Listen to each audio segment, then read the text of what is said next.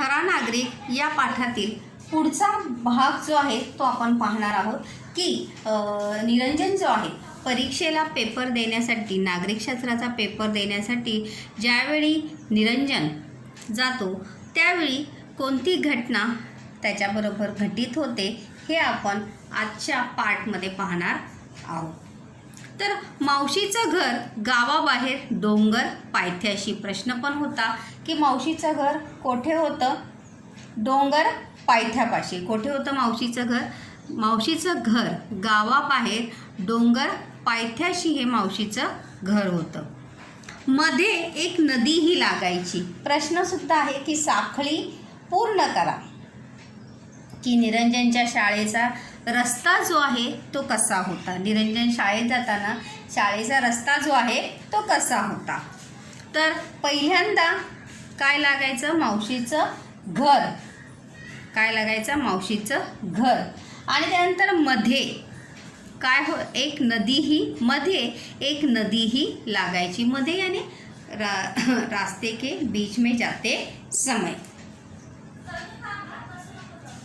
पूर्वी ही नदी पाण्यात उतरूनच चालत चालत पार करायला लागायची. पूर्वी म्हणजे काय? इसके पहले. पार करणे म्हणजे रस्ता ओलांडून जाने. पहले के समय में ये नदी जो है कैसे नदी के पानी में उतर कर ही उस पानी में से चलते हुए उस नदी को क्या करना पड़ता था? पार करना पड़ता था. परंतु आता कोकण रेल्वे आल्याने रेल्वेचा छान पूल नदीवर आला. छान काय आहे? हे विशेषण आहे. काय आहे? विशेषण आहे. लेकिन अभी वहाँ पर रेल्वे चालू झाल्यामुळे वहाँ पर काय आलेला? एक छोटासा पूल बांधलेला आहे जो माणसांना नदी पार करण्यासाठी सुद्धा त्या पुलाचा काय होतो? उपयोग होतो. पुलाच्या एका बाजूने, बघा प्रश्न साखळी पूर्ण करातलाच हा प्रश्न आहे की पुलाच्या एका बाजूने लोकांसाठी पायवाटही ठेवली होती. पायवाट म्हणजे येण्या जाण्याचा माणसांसाठी रस्ता. तो जो ब्रिज बनाया था, पुल म्हणजे काय? ब्रिज. जो ब्रिज बनाया था उसी के एक साइड में वहाँ पर लोगों को आने जाने के लिए एक छोटा सा पायवाट, जैसे हम कहते पादचारी पुल, जैसे फुटपाथ जैसा होता है वैसा ही छोटा सा रस्ता जो आहे तो तिथे ठेवला होता. या पुलामुळं आता येणं जाणं सोपं झालं होतं. और इसीलिए पहले कैसे जब ब्रिज नहीं था तब लोगों को ब्रिज नदी के पाणीमध्ये जाऊनच लोकांना काय व्हायचं? येणं जाणं करावं लागत असे. लेकिन पूल झाल्यामुळे आना जाना जो है क्या हुआ था? सहज हुआ था. सोपंचं अपोजिट शब्द, विरुद्धार्थी शब्द काय येणार आहे? कठीण किंवा अवघड. और सोपेचा समानार्थी शब्द काय येणार आहे? साधं, सरळ.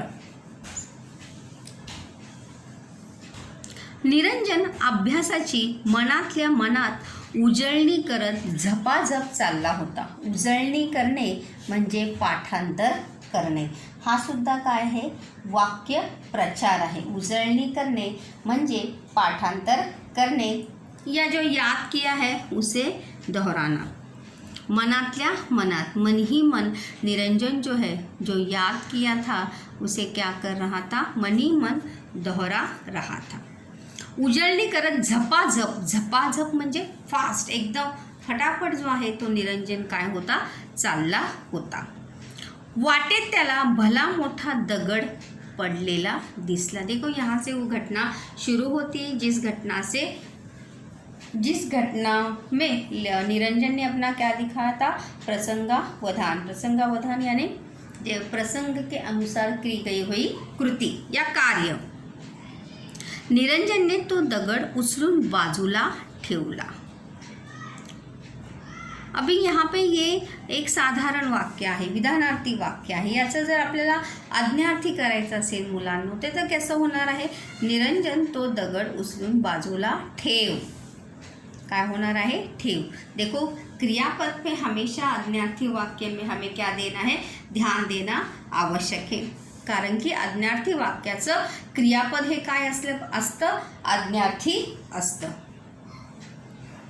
त्याला लोकांच्या या बेफिकीर म्हणजे लापरवाह, बेजबाबदार. बेफिकीर म्हणजे बेजबाबदार. प्रवृत्ती म्हणजे स्वभाव. बेफिकीर म्हणजे बेजबाबदार, प्रवृत्ती म्हणजे स्वभावदार. त्याला लोकांच्या या बेफिकीर प्रवृत्तीचा भयंकर राग आहे. भयंकर म्हणजे खूप. भयंकरचा समानार्थी शब्द काय आहे? खूप. आणि रागचा समानार्थी शब्द काय आहे? क्रोध. काय आहे? क्रोध, शोभ हे रागाचे समानार्थी शब्द आहेत. तुम्ही विसरलात. आता हे कोणतं विरामचिन्ह आहे? अर्धविराम. कोणतं चिन्ह आहे हे? अर्धविराम. तुम्ही विसरलात पण दुसरा ठेचकाळून जीवाला मुकतो त्याचं काय? तुम्ही विसरलात मतलब अगर रास्ते में पत्थर अगर नीचे हमारे सामने रास्ते के बीचों बीच गिरा है, अगर हम उसको देखकर नज़रअंदाज करते आगे जाएंगे और हमारे बाद जो कोई व्यक्ति आएगा अगर उसका ध्यान नहीं होगा तो वो ज़रूर लड़खड़ा कर क्या हो सकता है? वहाँ पर गिर सकता.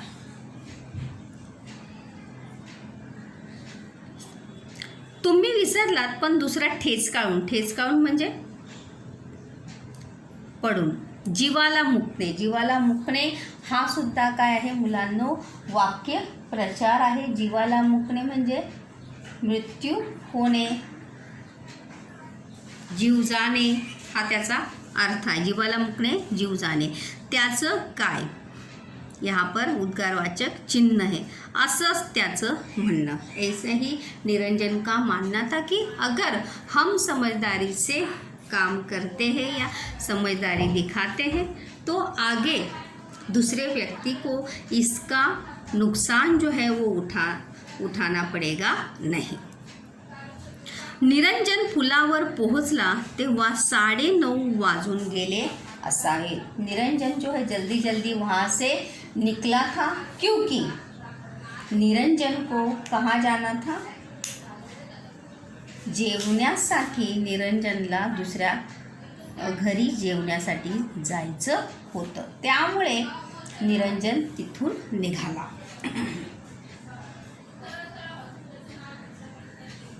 निरंजन पोहोचला तेव्हा 9:30 वाजून गेले असावेत. निरंजन किती वाजता पोहोचलेला? 9:30 वाजता. किती वाजता पोहोचला पुलावर? 9:30 वाजता. आता 9:50ची गाडी येईल. रेल्वेचा गाडीचा टायमिंग काय होता? 9:50. 50 याने 50. धाड धाड आवाज करत दिमाग म्हणजे रुबाब, ॲट, शान. दिमागचा समानार्थी शब्द काय आहे? रुबाब किंवा ॲट. आवाजाचा समानार्थी शब्द काय आहे? ध्वनी, स्वर. धाड धाड आवाज करत दिमाखात पुलावरून जाईल. ही कोकण गाडी किती छान दिसते. ही कोकण गाडी किती छान दिसते. पण दिसते न दिसते तोच लगेच बोगद्यात शिरते.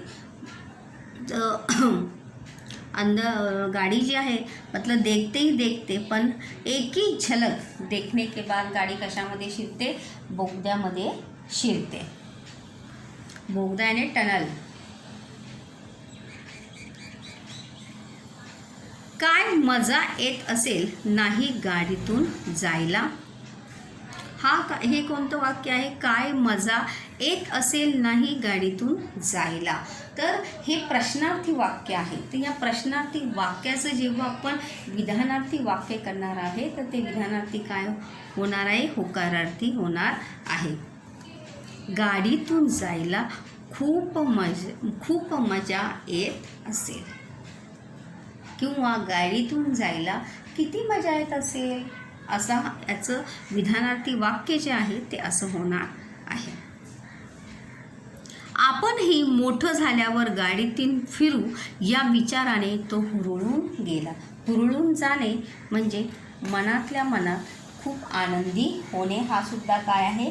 वाक्यप्रचार आहे. हुरळून जाणे, आनंदी होणे.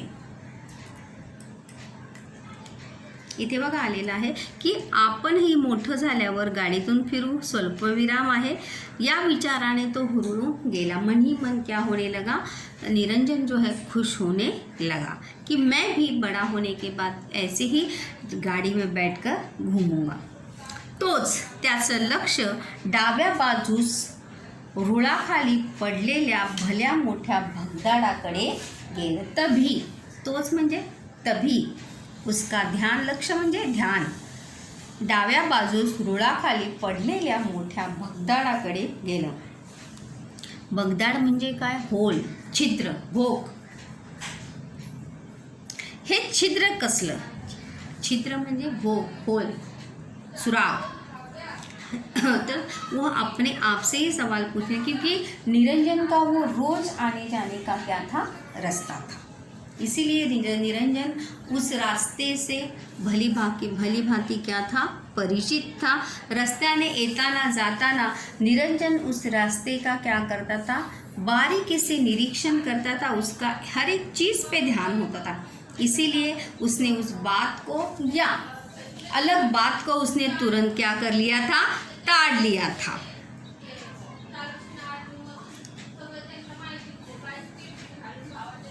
असं म्हणत त्याजवळ जाऊन कोणी हे छिद्र कसलं? रोज नसतं बुवा, मतलब हे मोठं भोग कसं पडलेलं आहे? रोज तो नाही होता यहाँ पर. असं म्हणत त्यानं जवळ जाऊन पाहिलं तो कुणीतरी कॉन्क्रीट फोडून, कॉन्क्रीट यानी सीमेंट का जो रास्ता होता है या रेल की जो पटरी होती है वहाँ पर देखो सीमेंट कॉन्क्रीट बनाया होता है, तो उसे फोड़कर रेलवे की जो पटरी होती है लोहे की, उसे क्या किया था? फोडून रेल्वेचे रूळ यानी पटरी वेडे वाकडे अस्तव्यस्त करून ठेवल्याचं त्याच्या ध्यानी आलं. ध्यानी येणे म्हणजे लक्षात येणे. निरंजनला आश्चर्यच वाटलं. और निरंजन को इस बात से, निरंजनला या गोष्टीचं खूप आश्चर्य वाटतं, कारण की नेहमी या रस्त्यातून जाताना निरंजनला कधीही त्या ठिकाणी कोणतंही भोग, छिद्र किंवा होल जे आहे ते दिसलेलं नव्हतं. प्रश्न बघा, या पॅरेग्राफमध्ये कोणकोणते प्रश्न जे आलेले आहेत ते आपण पाहूया. लोकांच्या या प्रवृत्तीचा निरंजनला राग येत असे. राग आला. कोणत्या प्रवृत्तीचा? बेफिकीर प्रवृत्तीचा निरंजनला काय येत असे? राग येत असे. त्यानंतर रुळाखाली पडलेले, काय रुळाखाली काय पडलं होतं? भलं मोठं भगदाड. बघा इथं आहे, रुळाखाली काय पडलं होतं? भल्या मोठं भगदाड जे आहे ते पडलेलं होतं. त्यानंतर आपण इथे पाहणार आहोत की रात्री 9:30ची गाडी येणार होती. गाडी 9:30ची येणार होती का? सत्य किंवा असत्य जर घटना असेल तर उत्तर काय येणार आहे? असत्य. गाडी किती वाजताची येणार होती? 9:50ची. ते बघा निरंजनने सांगितलं सुद्धा होतं की आता किती वाजले? 9:50ची गाडी येण्याची काय झालेली आहे? वेळ झालेली आहे. की 9:30 जे आहेत ते वाजून गेले होते. आणि आता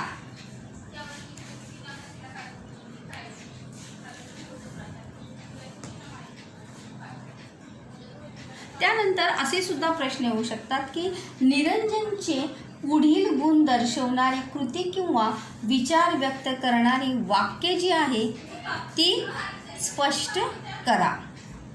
म्हणजे तुम्ही शोधून काढा. तर स्वप्नाळूमध्ये आपण हे सुद्धा वाक्य या परिच्छेदातील लिहू शकतो की निरंजनने मनातल्या मनात असा विचार केला होता की मी सुद्धा मोठं झाल्यावर या गाडीमधून बसून काय होणार आहे? फिरणार आहे.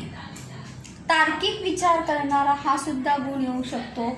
संवेदनशील किंवा असा सुद्धा स्वमताचा प्रश्न या पॅरेग्राफमधून किंवा या पाठावर कभी देखो एग्ज़ाम में बच्चों पैसेज ही देते हैं, लेकिन पैसे देने के बाद भी वहाँ पर हमें कभी कभी उस पूरे पाठ से रिलेटेड जो है वहाँ पर स्वमत का प्रश्न जो है वहाँ पर पूछा जाता है। तर या पाठातून मधून सुद्धा स्वमताचा प्रश्न येऊ शकतो की या पाठातून निरंजनचे कोणकोणते गुण तुम्हाला दिसून येतात। तर आदर्श विद्यार्थी, त्यानंतर जबाबदार नागरिक, एक चांगला मुलगा, एक चांगला विद्यार्थी, त्यानंतर तार्किक विचार करनारा, संवेदनशील, अभ्यासाची आवड़, ऐसे बहुत सारे क्वालिटी जो है वहाँ पर हमें निरंजन में इस पाठ में हमें देखने को बच्चों यहाँ पर मिलते हैं। चला तर पुढे पाहूया की ज्यावेळी निरंजनने पाहिलं की जवळ जाऊन पाहिलं तो कुणीतरी कॉन्क्रीट फोडून रेल्वेचे रूळ वेडेवाकडे करून ठेवल्याच्या त्याच्या ध्यानी आलं और उसने तुरंत पहचान लिया कि अगर मानो ऐसे ही इस अवस्था में अगर रेल की पटरी पर से अगर ट्रेन जाती है तो क्या हो सकती है, वहाँ पर दुर्घटना हो सकती है, अपघात हो सकती है। निरंजनला आश्चर्य वाटणे हा सुद्धा काय आहे, वाक्य प्रचार आहे। आश्चर्य वाटणे म्हणजे नवल वाटणे। नंतर दुसरे पण प्रश्न आपण बघू शकतो की निरंजनने काय बाजूला केला, दगड बाजूला केला। काय बाजूला केला, दगड बाजूला केला। त्यानंतर दुसरा पण एक प्रश्न आपण बनवू शकतो की छान दिसणारी कोकण गाडी जी आहे ती काय आहे, छान दिसणारी आहे। त्याच्या पुढे मुलांना आपण पाहूया।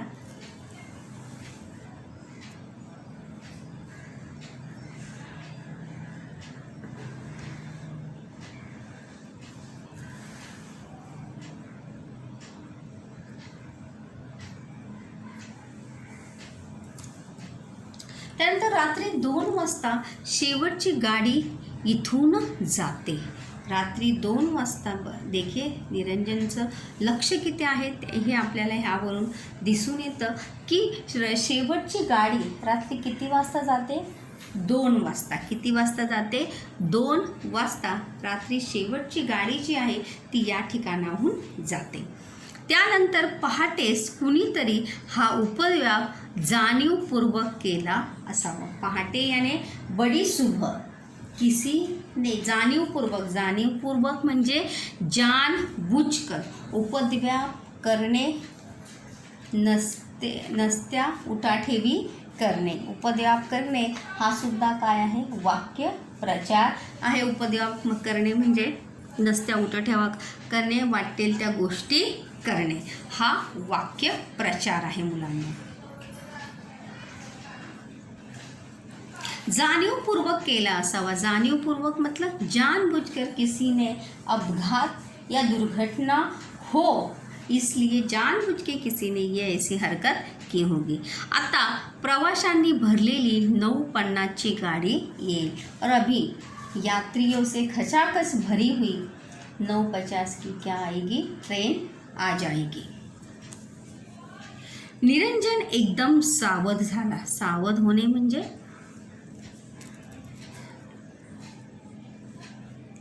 तैयार होने। આપણે यहाँ पे सावध मतलब होशियार, किंवा यहाँ पर उसका अर्थ है सावध यानी जागरूक। सावध का अपोजिट क्या होगा, बेसावध। सावध का अपोजिट होगा बेसावध। निरंजन एकदम सावध झाला। सावध होना यहाँ पर मतलब वो एकदम जागरूक हो गया कि अभी मुझे इस दुर्घटना को ना हो या टालने के लिए अभी मुझे क्या करना चाहिए। गाड़ी आली तर भयंकर अपघात होईल। आणि जर ऐसी ही अवस्था में अगर गाड़ी आती है तो क्या हो सकता है, बहुत बड़ी दुर्घटना जो है वहाँ पर हो सकती है। अपघातचा समानार्थी शब्द काय होणार आहे, दुर्घटना। हे त्याच्या लक्षात आलं। निरंजन इस बात को जान लिया, समझ लिया कि जर आता गाडी जर आली तर काय होणार आहे, खूप मोठा अपघात होणार आहे। निरंजन नागरिकशाचा पेपर, देशमुखांकडचं जेवण सारं विसरला। निरंजन कोणत्या 2 गोष्टी विसरला, किंवा ती परिस्थिती पाहून निरंजन कोणत्या 2 गोष्टी विसरला. तर पहिलं म्हणजे काय, नागरिक शास्त्राचा पेपर जो आहे तो निरंजन विसरला. आणि दुसरं काय आहे, देशमुखाकडचं जेवण सारं विसरला. उसे पेपर देने के लिए पहले क्या करना था, खाने के लिए त्याला जेवण्यासाठी मुलांना कोणाकडे जायचं होतं, देशमुखांकडे जायचं होतं. कोणाकडे जायचं होतं, देशमुखांकडे जायचं होतं. लेकिन ये सब बातें जो है, 2 गोष्टी जो आहे, उस परिस्थिति को, उस हालत को देखकर निरंजन जो है वो क्या हो गया था, भूल गया था, विसरला होता. एक म्हणजे नागरिक शास्त्राचा, मतलब उसका एग्जाम आहे, परीक्षा आहे, ह्या 2 गोष्टी निरंजन विसरला, जेवण आणि नागरिक शास्त्राचा पेपर. त्याच्या डोळ्यासमोर धाड धाड आवाज करत येणारी रेल्वे गाडी दिसू लागली. उसे बस अभी कुछ भी याद नहीं आ रहा था. फक्त त्याला कोणती गोष्ट उसकी आँखों के सामने बस उसे दिखाई दे रही थी की धाड धाड आवाज करत येणारी रेल्वे गाडी, मतलब प्रवाशांनी खचाखच म्हणजे पूर्णपणे भरलेली रेल्वे गाडी जी आहे या रुळावरून धावताना त्याला दिसू लागली. कानठळ्या बसवणारा आवाज, कानठळ्या मतलब कान को कर्कश करने वाली आवाज, आणि लोकांच्या किंकाळ्या कानात घुमू लागल्या. लोगों की आवाज़ें, शोर, लोगों का चिल्लाना, लोगों का रोना, ये जो है उसके कान में ये सब बातें जो है क्या होने लगी, उसे सुनाई देने लगी. कानात घुमू लागल्या म्हणजे कानात ऐकू येऊ लागल्या. मतलब देखिए, दुर्घटना होने से पहले ही निरंजन ये बातें जो है सब अपने मन में क्या कर रहा था, सोच रहा था की जर अशा अवस्थेमध्ये इथून जर ट्रेन गेली तर काय होणार आहे. कानठळ्या बसवणारा आवाज, जाहिर सी बात है, ट्रेन क्या हो जाएगी, पटरी से उतर जाएगी और वहाँ पर बहुत बड़ी क्या होगी, दुर्घटना होगी, मोठा अपघात होणार आहे. आणि कानठळ्या बसवणारा आवाज आणि लोकांच्या किंकाळ्या. इथे सुद्धा प्रश्न आहे मुलांनो की निरंजनच्या कानात घुमू लागल्या, की निरंजनच्या कानात कोणत्या गोष्टी घुमू लागल्या, कानठळ्या बसवणारा आवाज, कर्कश आवाज. कानठळ्या बसवणारा आवाज म्हणजे जोरजोरात लोकांचा ओरडण्याचा आवाज, त्याला म्हणतात कानठळ्या, कर्कश आवाज. लोकांच्या किंकाळ्या, किंकाळ्या म्हणजे चीख आहे. देखो किंकाळ्या जो आहे हे अनेक वचन आहे आणि याचं एक वचन काय येणार आहे, किंकाळी. काय येणार आहे याचं एक वचन, किंकाळी. किंकाळीचा अनेक वचन काय आहे, किंकाळ्या. आणि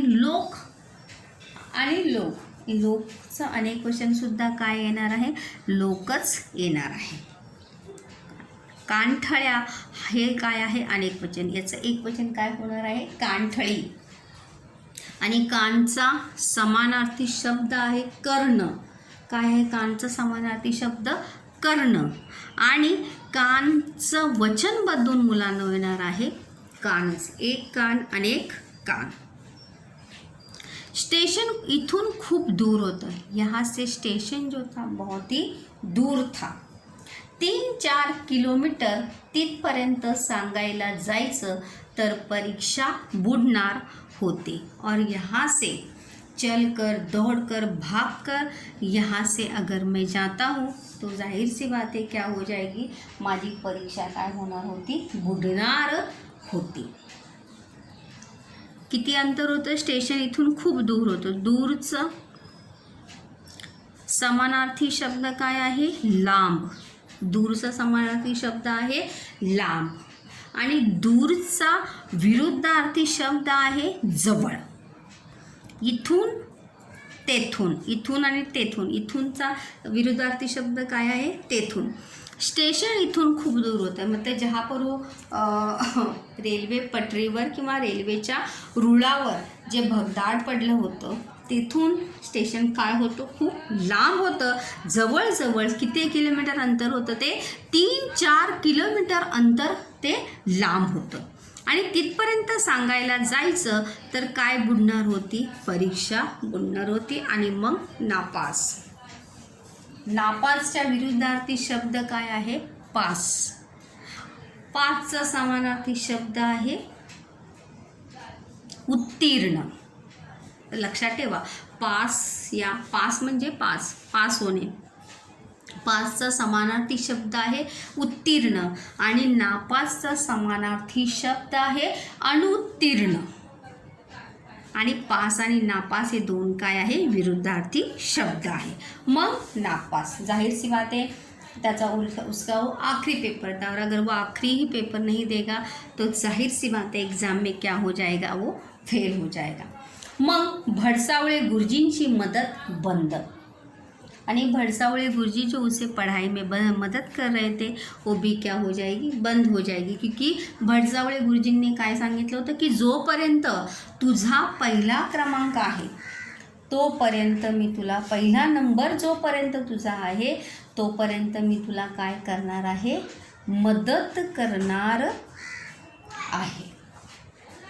त्यामुळे निरंजनला असं वाटलं, त्यामुळे भडसावळे गुरुजींची मदद, अगर उनकी मदद बंद होगी तो जाहिर सी बात है क्या होगा, शिक्षण बंद.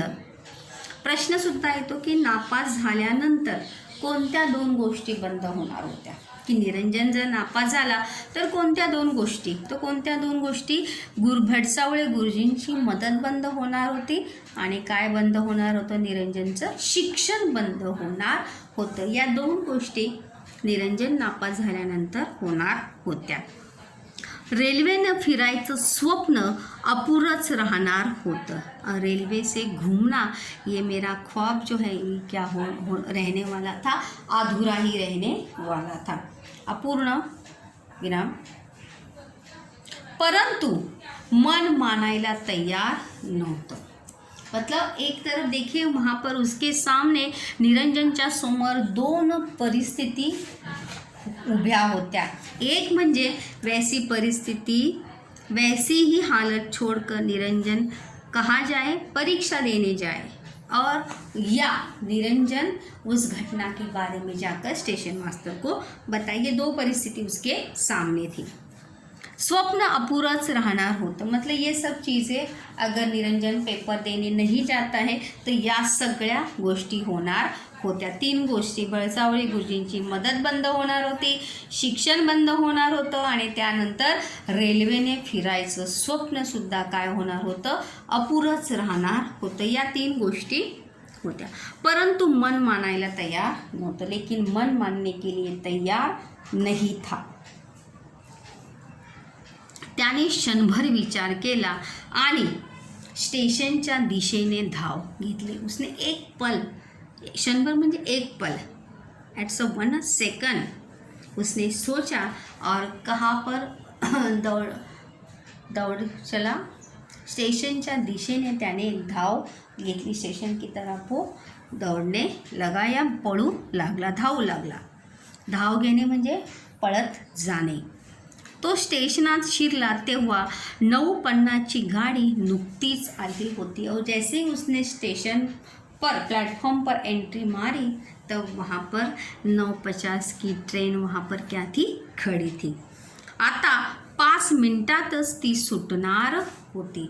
और बस just 5 minutes left to leave now. मतलब 5 मिनट में ही वो ट्रेन जो है वहाँ से क्या होने वाली थी, छूटने वाली थी. तर अशा प्रकारे मुलांनो यहाँ पर लेखक या निरंजन के सामने वहाँ पर 2 परिस्थितियाँ निरंजनच्या समोर होती. प्रश्नसुद्धा सोमत्याचा मुलांना यावर या परिस्थितीवर येऊ शकतो की जर तुमच्यावर अशी परिस्थिती जर निर्माण झाली किंवा तुमच्या सामने जर अशी परिस्थिती जर निर्माण झाली तर तुम्ही काय कराल, किंवा ऐसी परिस्थिती में निरंजनच्या सारखी जर तुमच्यासमोर जर परिस्थिती निर्माण झाली तर तुमची भूमिका काय असेल याबाबत तुमचे विचार स्पष्ट करा.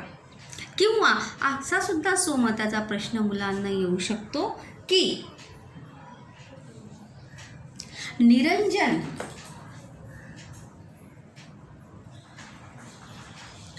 निरंजनने त्या परिस्थितीमध्ये म्हणजे परीक्षेला न जाण्याचा किंवा परीक्षेचा पेपर न देण्याचा निर्णय जो निरंजनने घेतला होता त्या निर्णयाशी तुम्ही सहमत आहात का याविषयी तुमचे मत स्पष्ट करा.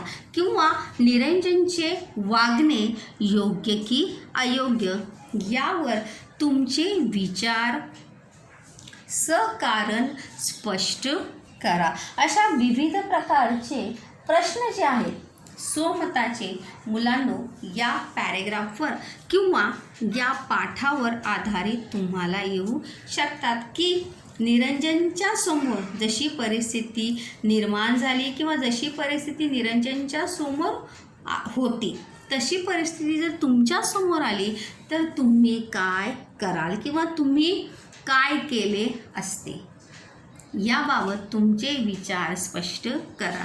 किंवा अशा ह्या दोन परिस्थितीमध्ये तुम्ही कोणता पर्याय निवडला असता. परीक्षेला जाणे अथवा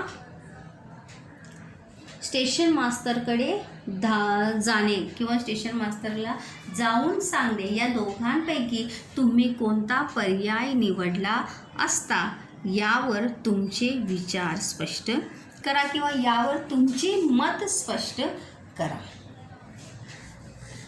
तर अशा प्रकारे मुलांनो हा पाठ जो है जैसे शुरुआत में यहाँ पर लेखक ने बताया था कि हर पाठ हमें कुछ न कुछ सिखाता है, हर पाठ हमें हर एक मूल्य सिखाता है. तर अशाच प्रकारे या पाठाने सुद्धा निरंजनच्या माध्यमातून मुलांना एक खरा नागरिक बनवण्याची प्रेरणा दिली आहे.